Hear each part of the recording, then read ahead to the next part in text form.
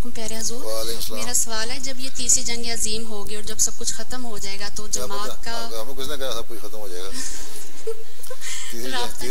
तीसरी जंग अजीम तो हो जाए होगी, लेकिन बहुत सारी दुनिया बच भी जाएगी। सब कुछ तो खत्म नहीं हो जाएगा। सब कुछ खत्म नहीं तो फिर मुसलमान फरमाया है आग है पर आग से वो सब बचाए जाएंगे जो कि रखते हैं खुदा अज़्ज़वजल से प्यार। अल्लाह से प्यार करो, अल्लाह से ताल्लुक़ रखो, तो उस आग से जो जंग अज़ीम की आगे बचोगे। ठीक है।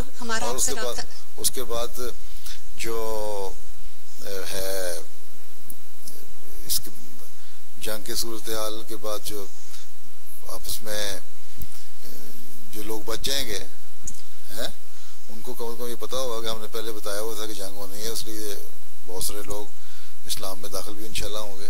राब्ते के लिए सैटेलाइट के जरिए से राब्ता होगा, बाकी सैटेलाइट फ़ोन रख लो और जमात में एक सैटेलाइट फ़ोन हो तो ठीक है।